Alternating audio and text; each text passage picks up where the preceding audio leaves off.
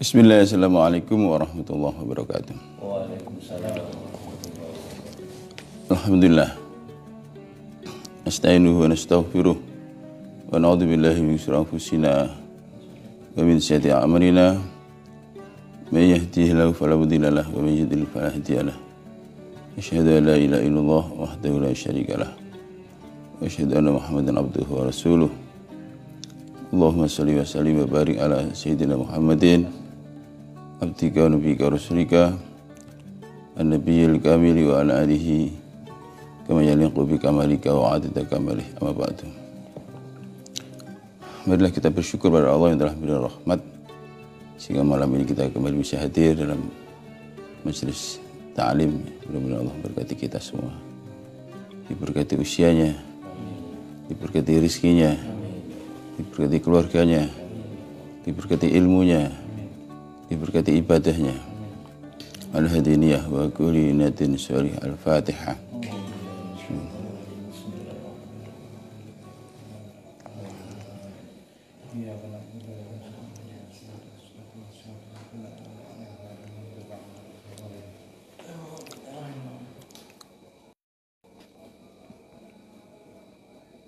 Mari kita awali dengan baca istighfar sama-sama. Ilahi bi'afwikal adim ighfir li dhanbiyal adim fa innahu la yaghfiru dhanbal adim ila rabbil adim. Ilahi bi'afwikal adim اغفر لي ذنبي العظيم فإنه لا يغفر الذنب العظيم إلا رب العظيم. إلهي وسيدي ذنوبي عظيمة ولكن عفوك أعظم من ذنوبي. إلهي بعفوك العظيم اغفر لي ذنبي العظيم فإنه لا يغفر الذنب العظيم إلا رب العظيم. إلهي بعفوك العظيم اغفر لي ذنبي العظيم فإنه لا يغفر الذنب العظيم إلا رب العظيم. إلهي وسيدي ذنوبي عظيمة ولكن عفوك أعظم من ذنوبي. إلهي بعفوك العظيم اغفر لي ذنبي العظيم فإنه لا يغفر الذنب العظيم إلا رب العظيم. إلهي بعفوك العظيم اغفر لي ذنبي العظيم فإنه لا يغفر الذنب العظيم إلا رب العظيم. فإنه لا يغفر الذنب العظيم إلا رب العظيم. Baiklah, sebelum saya lanjutkan, saya ingin menjawab pertanyaan yang penting ya, terkait dengan ceramah saya yang kemarin. Ya, ada seorang pemirsa yang mengirimkan pertanyaan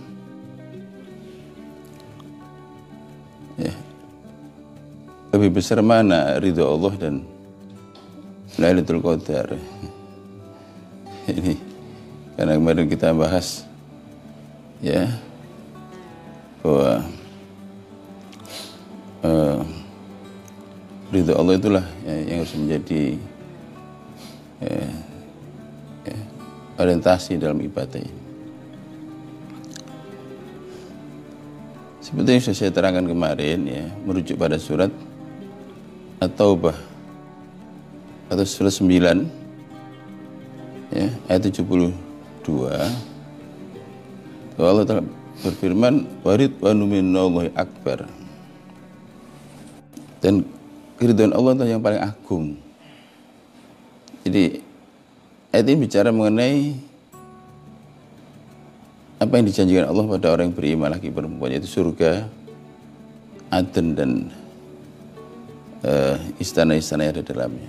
Tapi kemudian diakhiri dengan bahwa waridwanu minallahi akbar. Keridhaan Allah itu yang paling agung. Akbar itu ismu tafdhil dari kabir ya. Ya, seperti kalau azim jadi a'zam, kamil jadi akmal, kabir jadi akbar, jadi paling agung, paling besar nilainya.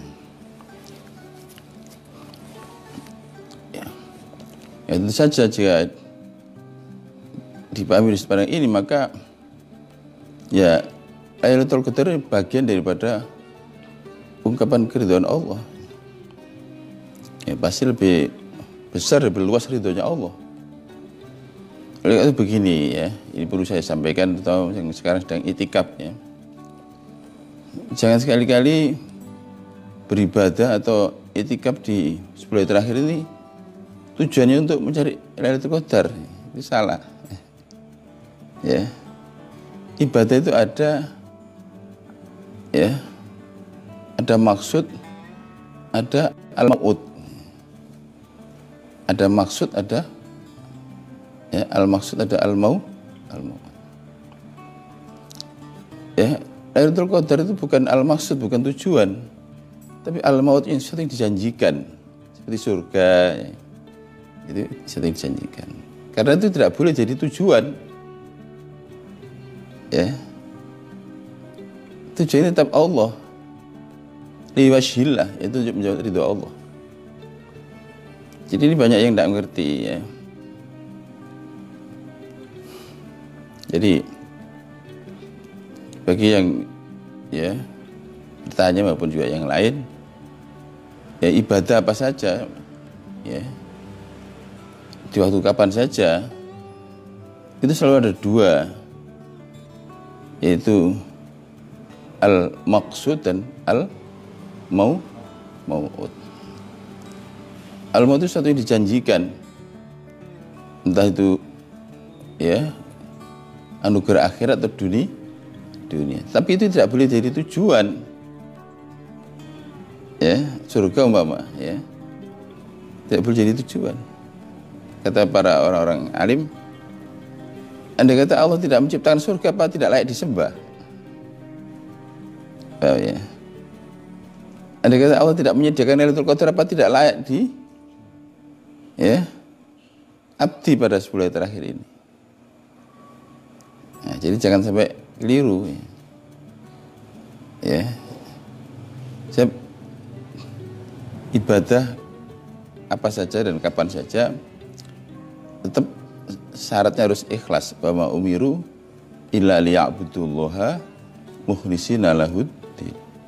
Nah, ibadah ikhlas itu yang menjadikan Allah sebagai tujuan, yakni ridhonya sebagai tujuan. Ya, baru sudah saya sampaikan, ilahi anta maksudi wa ridhoka matlu. Ya Allah, hanya Engkau yang kami tuju dan ridhomu yang kami cari. Jadi kalau orang sudah dapat ridho Allah ya, sebenarnya Lailatul Qadar itu kecil. Makanya kemarin saya sampaikan bahwa yang penting itu cari ridhonya Allah. Saya ulang lagi, kalau orang dapat ridhonya Allah, maka ya Lailatul Qadar, bahkan surga itu kecil. Waridwanullahi akbar. Waridwanu minallahi akbar. Kepada Allah yang paling agung. Cuma ketika orang itu tidak mendasari dengan ilmu, akhirnya ya ikut-ikutan aja, ya, rame-rame atau sedang mau kemana, mau itikaf, kemana, ke Ampel, ya, apa tujuannya, nyari Lailatul Qadar, ya itu kapan sudah biasa, ya, pada sebenarnya tadi bahwa Lailatul Qadar atau surga itu bukan tujuan, tapi sesuatu yang dijanjikan. Ya. Adapun al-maksud adalah tetap Allah. La ilaha illallah, la maksudan bihaqqin illallah.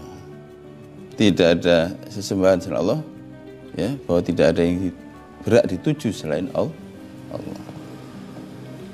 Ya, nah, termasuk orang-orang yang juga tidak mendasari ilmu, berjuang, ya, tujuannya untuk menegakkan khilafah. Khilafah itu bukan tujuan, itu satu yang dijanjikan. Ya.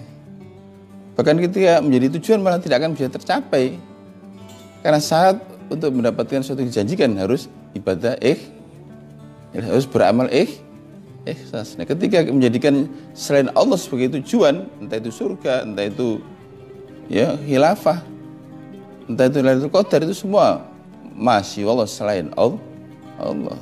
Justru malah nggak dapat. Ya. Oleh karena itu kan saya bilang pada pengantar yang kemarin itu bahwa malam Lailatul Qadar itu malam di mana ya malaikat langit dan bumi jadi satu, turun di bumi ini. Semua sujud. Ya, tidak ada satupun jengkal tanah kecuali jenazah sujud malaikat. Di mana? Bukan di masjid, di seluruh tanah ini. Kecuali di tempat-tempat yang digunakan maksiat, itu nggak digunakan sujud. Sekali lagi, jadi malam Lailatul Qadar itu tanazzalul malaikat itu ruh. Malaikat itu turun dan juga ruh itu Jibril. Ya, semuanya sujud di muka bumi. Tidak ada satupun jengkal tanah kecuali untuk sujud, kecuali tanah tempat untuk maksiat. Ya. Nah, kita harus berusaha untuk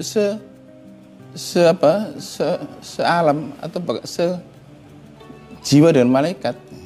Kemarin pertama seperilaku, mereka tidak tidur, kita mengurangi tidur. Mereka tidak makan, kita mengurangi makan. Mereka tidak bergaul dunia, kita mengurangi pergaulan dunia dengan itikaf. Mereka tidak bicara, kita mengurangi bicara dengan banyak zikir. Ya, itu satu, ya. Apa yang digemakan malaikat? 3 tasbih, selawat, istighfar, dan hasbunallah wa ni'mal wakil. Ya, jadi maka kita selama ibadah di malam-malam terakhir ini perbanyaklah baca tasbih, subhanallah, walhamdulillah, wala ilaha illallah, wallahu akbar, wala haula wala quwata illa billah. Terus sholat apa saja. Asal didahului sholat Ibrahimi, lalu istighfar. Khususnya istighfar yang rekomendasikan oleh Rasulullah dibaca banyak-banyak pada 10 hari terakhir, yaitu Allahumma innaka afuwwun karim tuhibbul afwa fa'fu anni ya karim. Nah, itu jangan tinggalkan hasbunallah wa ni'mal wakil. Itulah 8 kalimat yang dimakan malaikat di langit maupun di bumi, ya. 8 kalimat subhanallah, walhamdulillah, wala ilaha illallah, wallahu akbar, wala haula wala quwata illa billah. Terus selawat, istighfar, terus hasbunallah wa ni'mal wakil.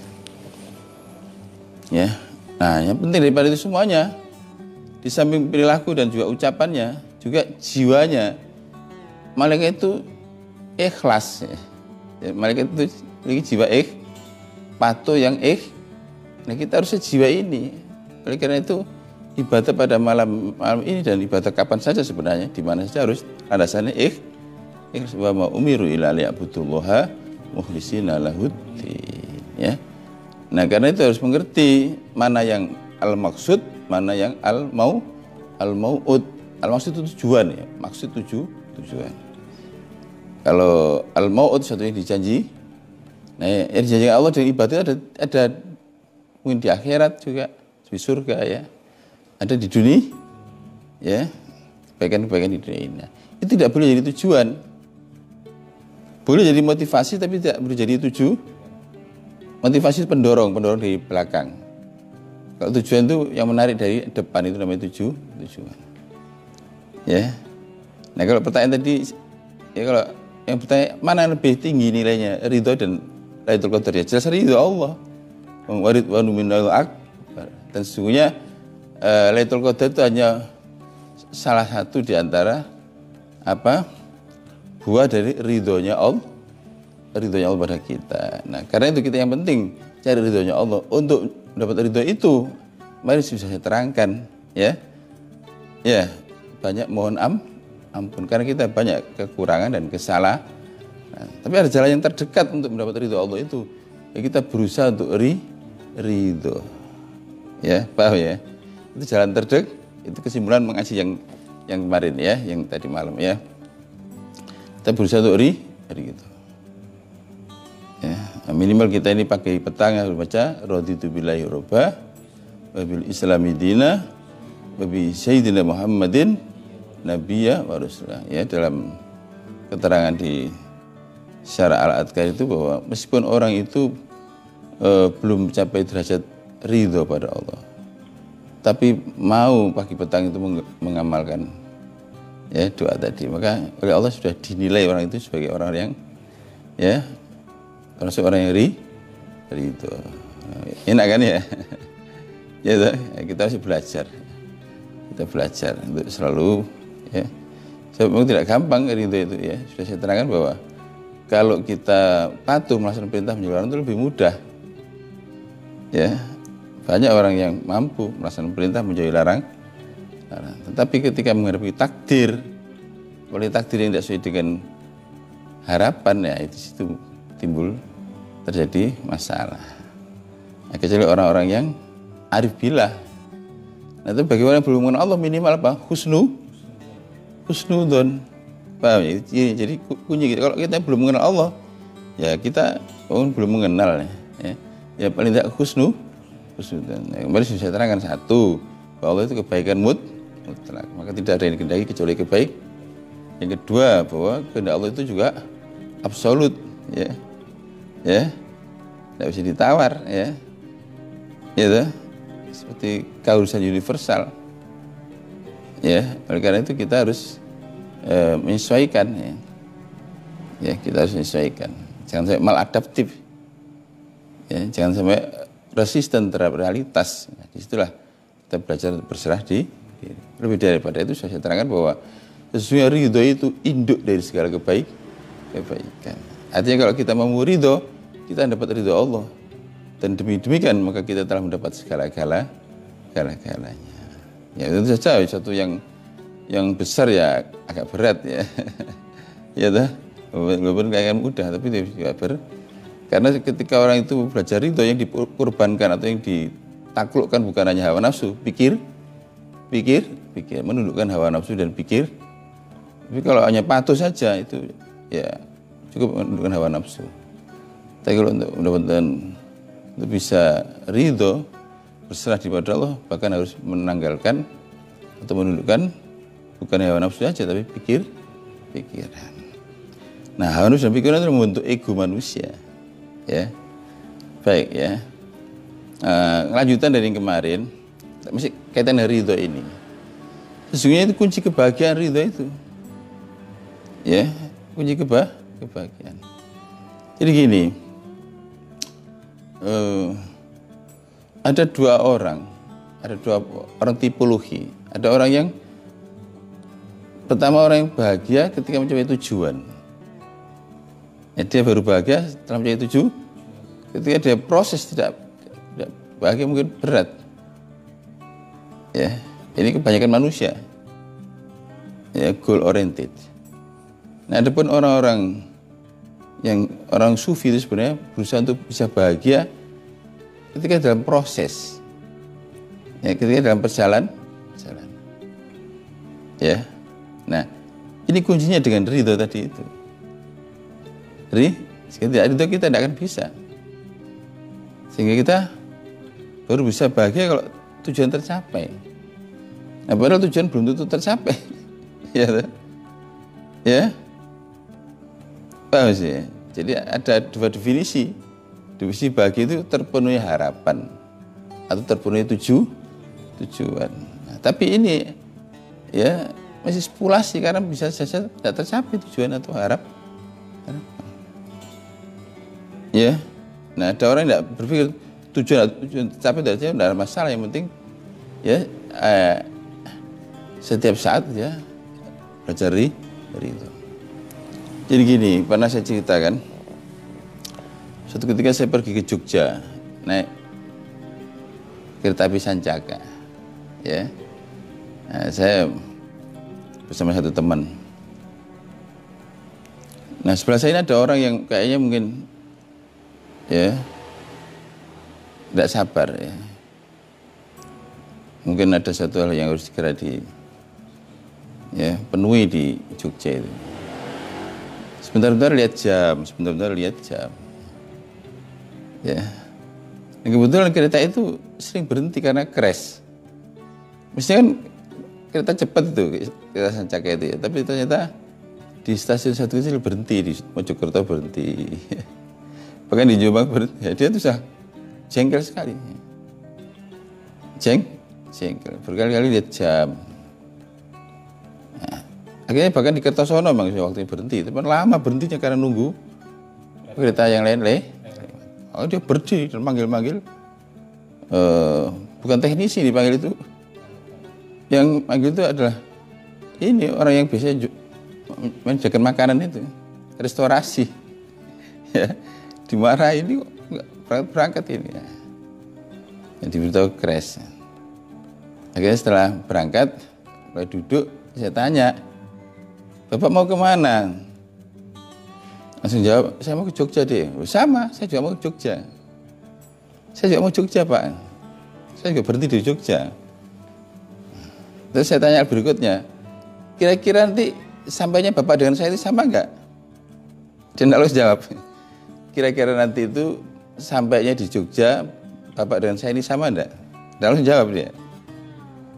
Nah, akhirnya terus jawab, ya sama. Nah kalau sama untuk apa Bapak harus gelisah seperti ini? Nanti saya dan Bapak itu juga sama. Lebih baik seperti saya ini, santai, ya, menikmati minuman, lihat pemandangan kanan kiri, cerita-cerita, guyon-guyon. Karena Bapak tegang atau santai sama datangnya. Kalau Bapak santai, ya, itu, maka bisa menikmati perjalanan. Tidak harus nunggu sampai di tujuan. Tidak menunggu senang baru ketika sampai di Jogja. Coba Bapak lihat tadi saya ceria sama teman-teman, cerita-cerita, ya, guyon-guyon, ya. Minum, ya. Bapak terlihat tegang sekali dan ya hampir tiap 5 menit lihat jam. Nah, akhirnya dia tuh ya makan iya Dek ya. saya baru sadar saya baru sadar ya, saya tegang ya, saya keburu-buru juga datanya sama dengan yang lain ya sama, jelas sama, keretanya sama, gerbongnya sama. Nah akhirnya dia longgar, dia duduknya sudah bisa gini sudah. Terus cerita, ternyata orang Nganjuk, itu pendidik sekolah, cuma ada keperluan memang ya, segera harus sampai di. Nah cuman ya tetap walaupun dia berburu, walaupun dia ingin cepat-cepat, tetap saja datanya sama mengikuti kereta. Kecuali naik mobil pribadi sehingga bisa disesuaikan kecepatannya sesuai dengan ya kecepatan masing-masing mobil ya. Wah, itu bedanya. Bedanya antara orang yang berorientasi pada tujuan dan berorientasi pada proses. Nah, orang itu beriman pada takdir, ridho pada takdir itu supaya bisa menikmati kehidupan ini bukannya ketika sampai di tujuan, ketika dalam perjalanan. Ya, itu kuncinya ya ridho tadi itu. Ya, sudah saya terangkan bahwa kalau di akhirat itu surga itu harus melalui pintu malaikat ridho. Maka kebahagiaan di dunia harus melalui pintu ridho. Ya, jadi ada dua kan.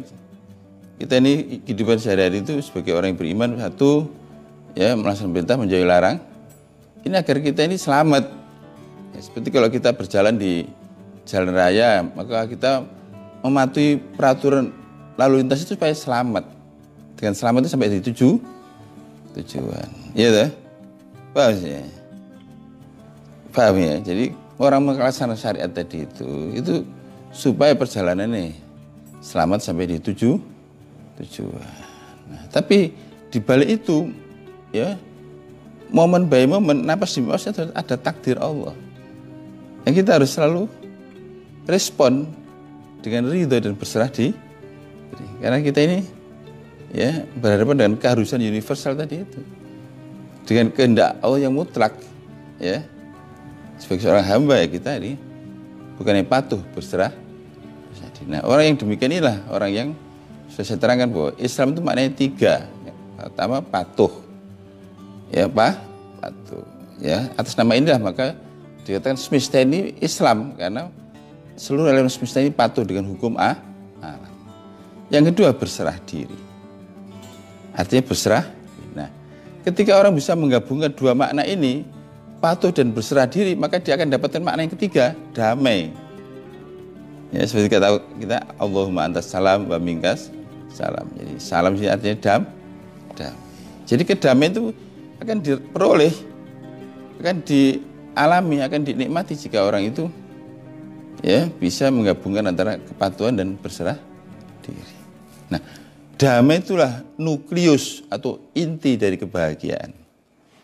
Jadi apa bahagia? Bahagia itu beda dengan senang. Kalau kesenangan itu terpenuhi keinginan, itu luar aja, tidak mendalam. Ya, keinginan manusia tidak ada batasnya. Diminta cewek satu keinginan, timbul keinginan berikut, sehingga tidak pernah puas. Ya, toh? Nah, sementara bahagia itu, ya, ketika terjadi, ya, hati itu damai atau sakinah. Damai. Nah, untuk damai itulah sebenarnya kita nih harus belajar berserah diri. Gerbang berserah diri itu ridho dengan takdir. Jika tidak, kita akan selalu menderita. Hidup kita akan terlalu, ya, betul-betul menjadi satu yang menyesakkan, ya, satu yang, ya, menyakitkan bahkan. Karena manusia itu akan menghadapi 8 hal. Perhatikan 8 hal ini. 8 hal kenyataan yang tidak sesuai dengan keinginan. Ya. 8 hal itu apa? 1, manusia punya hubungan dengan diri sendiri. Ya. Ingin lahir dalam keadaan sempurna tapi cacat. Paham ya? Contohnya, iya toh? Ini kalau kita tidak ridho gimana kira-kira? Ya. Ingin kulitnya putih tapi hitam. Ya. Ingin tinggi semampai tapi pendekar. Pendekar itu apa? Pendek tapi kekar. Ya toh? Ingin hidungnya mancung tapi mancung ke dalam. Gimana? Nah, kalau kita tidak ridho, kita akan selalu menderita, tidak pede dan sebagainya. Paham ya? Ya, yang termasuk sakit. Ya. Semua manusia terkait dengan dirinya ingin sehat, ya, tapi ternyata sakit. Ya. Kalau kita tidak ridho gimana? Sakitnya double. Ya, sakit fisik, ya sakit hati. Paham ya? Yang kedua, manusia punya hubungan dengan lingkungan. Pertama diri sendiri, sekarang lingkungan lebih luas, ya, extension lebih luas. Lingkungan cuaca umpamanya. Cuaca, ya. Ingin terang, justru malah tiap hari hujan. Atau sebaliknya, ya, ingin ada hujan kan di petani, ya, sedang nanam, tapi ternyata justru malah, ya, kemarau panjang. Paham ya? Inilah kenyataan-kenyataan yang kita akan menghadapi. Dan kita tidak bisa berbuat apa-apa menghadapi kenyataan ini.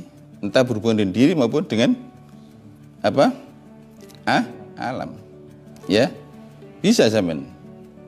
Nah, kalau kita tidak bisa menyesuaikan diri, kita tidak ridho, justru kita akan mencela atau mengecam. Ya, kan pernah saya cerita itu. Saya ada tamu dari Bogor, ya, saya jemput di Bandara Juanda. Nah, dia tidak biasa panas di Surabaya kan, langsung dia tuh marah-marah. Surabaya tidak main, apa ini panas ini, ya. Saya bilang dulu, sama istighfar. Yang sama celah itu bukan cuaca. Cuaca itu tidak punya free will, tidak punya kehendak. Siapa yang menghendaki cuaca ini? Oh iya, akhirnya dia beristighfar. Nah, banyak orang yang tidak sadar begitu, ya, bahwa kita berhadapan dengan tadi keharusan universal, bagian daripada ya iradah Allah, iradah takwiniyah, ya, kehendak penciptaan. Yang ketiga, manusia punya hubungan dengan benda-benda. Kalau tadi alam, natural, sekarang kultur, ya, paham ya? Ingin punya sepeda motor yang bagus, ya, sepeda motor sudah ya jadul, ya, mungkin Honda Ulung tahun 70-an, ya sudah tidak normal. Di starter 1 jam, jalan cuma 1/4. Saya ini pernah dijemput orang, ya Allah, sudah waktunya mepet, ya, sudah motornya itu ngadat. Jadi nyetater itu tiap ya mungkin 1/4 kilo itu berhenti, nyetater setengah jam, jalan lagi, ya. Itu kalau tidak sabar, tidak ridho, bisa emosi kita ini, ya. Saya menghibur diri saya sendiri. Ternyata betul-betul terlambat, ya. Pengajian ke Kupang sana. Kalau saya dijemput bawa sepeda motornya semeter antik, ya, sudah masuk museum harusnya itu, ya. Nah, contohnya seperti ini. Kalau kita belum mampu beli yang lebih baik, itu gimana kalau tidak itu, ya toh? Kita ya, jengkel terus, ya. Wow, contohnya begitu, ya. Dan contoh yang lain-lain. Manusia punya hubungan dengan tadi diri sendiri, alam, benda-benda, terus dengan manusia. Ingin kumpul dengan yang dicintai, ya, tapi ini sekarang ini ya, musim corona, ya, ada beberapa orang tertahan di tempat kerjanya, ya, ada yang di Jakarta tidak bisa pulang, ya, sudah sekian bulan, ya, ada yang kemarin ada jamaah yang suaminya ada di Palembang, ya, tidak bisa pulang karena nggak ada kendaraan, yang nggak ada pesawat, ya. Biasanya pos-pos begini 10 hari terakhir sudah kumpul tapi tidak bisa. Ya, ini satu contoh, ini kenyataan. Ya, teman bawian juga gitu, kebawian banyak orang yang ya yang kerja di Singapura atau di Malaysia tidak bisa pulang karena nggak ada pesawat. Pun juga andai kata sampai sini udah ada kapal penyeberangan dari Gresik ke Bawi. Jadi ingin kumpul dengan yang dicintai tapi harus terpisah karena situasional. Atau sebaliknya, ingin tidak ketemu sama orang tidak disukai, tapi justru ya satu kantor atau satu kos-kosan kalau anak kos-kosan, ya, atau menjadi tetangga satu ya lingkungan gitu. Ya, orang yang resek, misalnya ada orang yang resek, ya, itu kamu udah suka, itu aja jadi tetangga. Ini kenyataan-kenyataan begini nih, itu namanya, ya sudah, ya, harus bisa dipahami dengan benar, ya, disikapi dengan benar.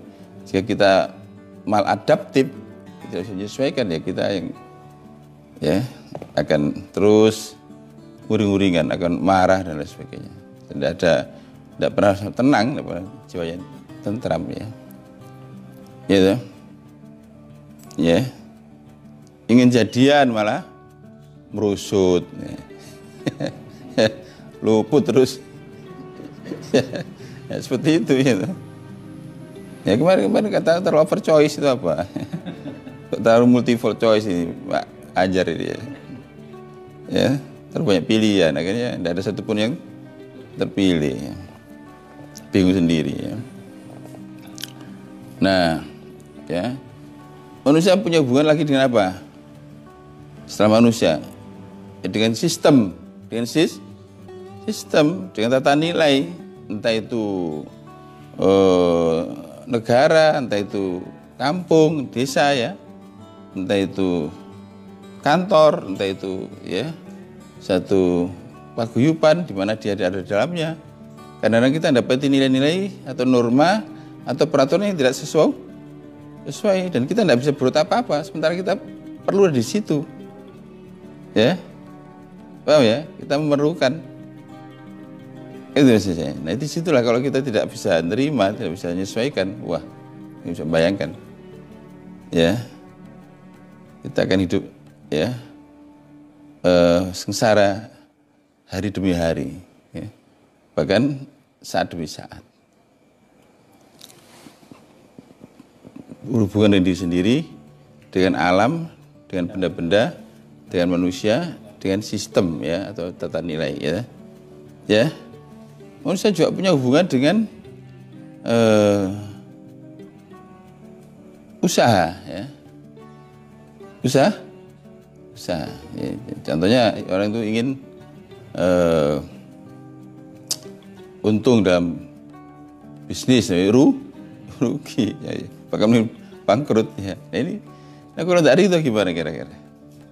Ruginya double, rugi secara finansial, ya, juga rugi secara ya non material, yaitu jiwanya, hatinya, terus menderita. Ya, paham ya? Ini jadi anggota DPR, ya, usaha untuk bagaimana jadi anggota DPR, ya, gagal. Sudah kadung, ya banyak, ya. Dulu pernah di Malang itu ada dosen yang coba-coba ingin jadi anggota DPR, ya, tapi gagal. Sudah kadung jual barang-barangnya, dan sampai akhirnya rumahnya terjual. Bukan hanya itu, akhirnya istri itu minta cerai, pulang ke rumah orang tuanya. Akhirnya sama adik saya itu dibawa ke rumah itu sudah dalam stres, dalam keadaan jadi pandangannya kosong. Ya, dia merasa salah mengambil keputusan. Ya, tapi ya gimana, sudah terjadi, gitu. Ya harus terima dan harus bisa menyesuaikan. Ini kejadian nyata. Ya, dulu kan pernah kan ada orang dari mana tuh yang mau jadi bupati, terus gagal, ya habis semua ya hartanya, bahkan ditinggal pergi sama istrinya, kayaknya gila ya, hanya pakai celana dalam aja terus ya, lari ke sana kemari, ya, berteriak-teriak. Itu seperti itu harusnya tidak boleh terjadi. Ya, dan banyak sekali kalau sudah musim-musim pemilihan umum gitu, banyak ya di pondok-pondok pesantren yang terima orang-orang yang sedang stres itu banyak sekali ya. Di famili saya di Lamongan sana banyak menampung orang-orang yang stres itu gara-gara gagal jadi caleg ya, ataupun ya kegagalan-kegagalan yang lain dalam hidup ya. Lalu apalagi manusia punya hubungan dengan cita-cita, jadi kan dengan usaha, cita-cita ingin pergi haji, itu kan bukan usaha ya. Pergi haji gagal, waiting list, bahkan mungkin tertipu. Ini gimana kalau kita tidak ridho? Ya, kita akan ya stres. Saya itu pernah kasihan ya, saya sama Kiai Mas Yusuf Doro semua itu malam itu diundang untuk acara syukuran doa pemberangkatan haji itu ya. Saya jam 10 di sana di daerah Bendul di sana. Tahu-tahu jam 11 ada telepon dari pihak travel tidak bisa berangkat. Ya toh? Langsung masuk rumah sakit ya di RSA itu, dan 3 hari kemudian meninggal dunia orangnya. Ya toh? Ini kejadian nyata ya, tidak bisa nerima kenyataan itu, tidak bisa nerima. Contohnya begini, karena kita harus selalu siap ya, siap berangkat, siap ditunda, dan siap gagal. Berapa sekarang? Tadi hubungan dengan diri sendiri, alam, benda-benda, manusia, sistem, usaha, cita-cita. Nah, sekarang dengan doa. Kita dengan manusia juga berdoa. Kadang kita berdoa ya sedemikian rupa ya, tapi belum terkabul. Ya toh? Doa itu ada 3 kemungkinan. dikabulkan atau ditunda atau tertolak karena sudah lewat ya tidak sesuai dengan ya targetnya ya. Nah sesungguhnya ketika Allah itu mengabulkan doa itu tujuannya supaya kita belajar bersyukur, supaya belajar bersyukur. Ya, jangan fokus pada apa yang kau minta ya, syukurnya itu. Nah, karena setelah minta dipenuhi lupa yang memberi, hanya fokus pada pemberian. Ketika kita ini berdoa lalu masih tertunda, belum terkabul, maka tujuannya supaya kita belajar bersabar. Jadi nggak ada ruginya. Bersabar itu pahalanya tidak Nah, ternyata kalau sudah ditolak, ya artinya nggak terwujud, yakinlah bahwa Allah itu telah menyiapkan ganti yang lebih baik. Ya, misalkan kamu mau menikah, ya tuh, sudah direncanakan, bahkan sudah dipersiapkan, itu ternyata ya tidak terwujud, sudah kamu sudah berdoa sedemikian rupa, tidak terwujud, maka yakinlah bahwa Allah telah menyiapkan ganti yang lebih, karena Allah itu maha kaya, karena maha kaya tidak pernah meminta. Ya, kalau ada yang diambil akan diberi ganti yang lebih baik. Ada Allah tidak menggugurkan satu daun di satu musim gugur kecuali akan mengganti dengan daun yang lebih segar. Berikut bunga dan buah. Asal kita hari itu, sehingga tidak pernah dirugikan. Karena Allah itu maha kaya. Karena maha kaya maka tidak pernah meminta. Kalau tahu ada yang diambil pasti akan diganti. Itu hukum alam. Maka ada patah kuno, patah Melayu itu apa? Patah tumbuh hilang. Berarti itu ayat-ayat kauniyah sebenarnya. Patah tumbuh, kalau patah tumbuh hilang berganti. Sudah dapat ganti? Sampun ya? Ya insya Allah ya pasti akan lebih baik ya. Lebih baik dunia akhirat. Ya, yang penting ridho ya. Ridho. Ya. Seperti itu. Paham ini ya. Nah, jadi maka kemarin kenapa saya singgung kenapa ya? Ini kalau kita ini tidak paham ini gagal kita. Kita ini ujiannya bisa menjadi rintangan. Apa kita marah-marah aja, kecewa, jengkel, sedih, bahkan mungkin putus asa atau bahkan sampai kufur. Ya, kufur. Ya, ya kalau kemudian selamat, ya tidak bisa nerima. Dulu pernah saya ini punya muridnya dari ITS itu ya. Nah, dia itu punya paman, ya, ditinggal istrinya, ditinggal istrinya, ditinggal pergi. Akhirnya dia tidak bisa nerima. Ini disalahkan Tuhan. Akhirnya dia tidak mau sholat, tidak mau puasa. Padahal itu ayahnya itu yang bangun masjid di desa itu, di Jombang itu. Ayahnya itu yang bangun masjid. Paham ya? Tapi jadi dia keluarga terpandang. Dan bahkan dia pernah mondok di Jawa Timur, pondok yang keren sekali. Terkenal lah, tidak usah sebutkan namanya. Sampai karena dia kecewanya, jengkelnya, marahnya itu marah pada Tuhan. Ya, sampai dia tidak mau sholat, tidak mau puasa. Akhirnya saya didatangkan ke sana, ke Jombang sana. Terus saya tidak bicara, tidak bisa terima. Terus alasan macam-macam gitu. Tapi akhirnya alhamdulillah ya, mungkin berkat doa ayahnya atau juga ibunya juga waktu masih hidup, karena sudah meninggal. Mungkin di situ akhirnya dia jadi sadar, ya, dan dia tiap hari menangis gara-gara itu. Nah, demi dia itu sadar, Allah memberi ganti yang lebih baik, ya, dapat istri yang lebih muda dan juga lebih cantik dan juga lebih solih itu kejadian nyata, ya. Hadir dalam acara pernikahannya itu, yang kedua itu ya. Tapi dia sempat frustasi karena tinggal pergi istrinya itu. Kapan juga ada kan di Malang itu yang di bawah Edu itu ya, gitu. Nah, gara-gara dia keluar dari bank, ya, karena takut riba dan sebagainya, ya. Akhirnya dia tidak pernah pengalaman bisnis rugi. Akhirnya dari tukang ojek, ojol apa namanya? Ojol ya. Nah istrinya tidak merasa terhormat, biasa suaminya kerja di bank itu jadi tukang ojol. Akhirnya pergi bersama anaknya, dua itu dibawa pergi tanpa memberitahu. Akhirnya dia stres, ya, dibawa ke rumah. ya sudah, ya, hidup dengan alam pikir sendiri.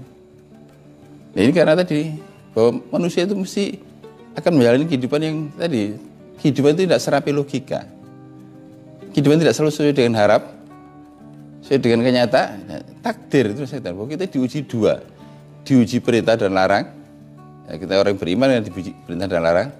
Anda kata tidak beragama pun juga diuji dengan itu, ada perintah larang dari negara, ya, dari instansi, ya kan manusia itu tidak bisa lepas dari ya lingkungan normatif ini, perintah dan larangan, ya, entah dari dokter karena hubungan kesehatan, manusia tidak lepas dari perintah dan larangan. Yang kedua, manusia menghadapi ujian empiris itu kenyataan takdir itu pasti. Tidak ada napas kita kecuali dalamnya mengandung takdir.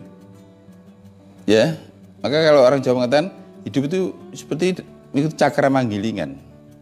Cakra manggilingan itu putar gini. Nah kalau kita berada di permukaan ini, ya kita akan terus ikut putar, naik turun. Nah kita harusnya masuk ke dalam. Jadi caranya bukan langsung, mesti enggak, pelan, terus kayak spiral itu. Nah, ke poros lah. Porosnya itu apa ya? Ridho tadi itu. Demi kita mencapai ridho, kita mencapai poros kehidupan. Ya sehingga tidak goyah. Meskipun kehidupan meskipun nasib berubah, tidak akan goyah. Karena kita sudah berada poros di asnya, bukan di rodanya, bukan di rujinya. Ya, apa namanya ruji itu? Apa?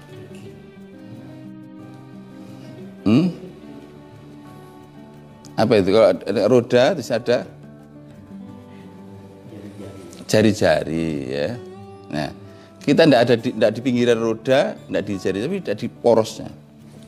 Nah, itulah tandanya orang yang telah mencapai ridho. Dan memang ketika orang ridho telah mencapai ya tujuan dari segala tujuan yang tidak punya tujuan lagi, tujuan final. Dan telah mendapat segala-galanya. Inilah, saya kira ini untuk melanjutkan yang kemarin, dan ini lebih luas ya, lebih dalam juga supaya ya dipahami. Jadi saya ulangi bagi yang menanya ya, pertanyaan kan begini, ya, mana lebih tinggi nilainya, ridho atau Lailatul Qadar? Ya pasti ridho Allah lebih tinggi, bukan ridho Allah segala-galanya ya. Lailatul Qadar hanya bagian aja daripada ungkapan ridhonya Allah. Dan untuk dapat Lailatul Qadar tidak boleh Lailatul Qadar menjadi tujuan. Ya, ini summary ringkasannya. Karena ibadah itu ada al-maksud, ada al-mau'ud. Al-maksud tujuan itu hanya Allah. Nah, adapun al-mau'ud bisa surga, bisa Lailatul Qadar. Tapi setiap al-mau'ud atau yang dijanjikan tidak boleh jadi tujuan. Sebab kalau kita jadi tujuan memang tidak ikhlas. Berarti ada masya Allah, ada selain Allah yang kita jadi tujuh. Kalau diperintahkan wa umiru illa liya'budullah mukhlishina lahu. Maka kalau kita hura-hura atau kita rame-rame ya itikaf, tapi tujuannya cari Lailatul Qadar, ya malah nggak dapat. Malah ya kita tidak sejiwa dengan malaikat.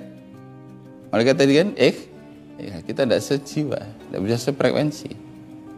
Ya, dan saya ulang lagi. Jadi di malam Lailatul Qadar itu seluruh malaikat langit dan bumi menjadi satu. Sujud saja. Dan itu hanya di masjid, di seluruh tempat, kecuali tempat maksiat tidak ada tempat sujud. Nah, sementara malaikat Jibril itu mendatangi orang-orang untuk menyampaikan salam. Ya, menyampaikan Jadi salam itu yang menyampaikan malaikat Jibril. Yang mendapat salam ya, yang ibadah diterima oleh Allah Subhanahu.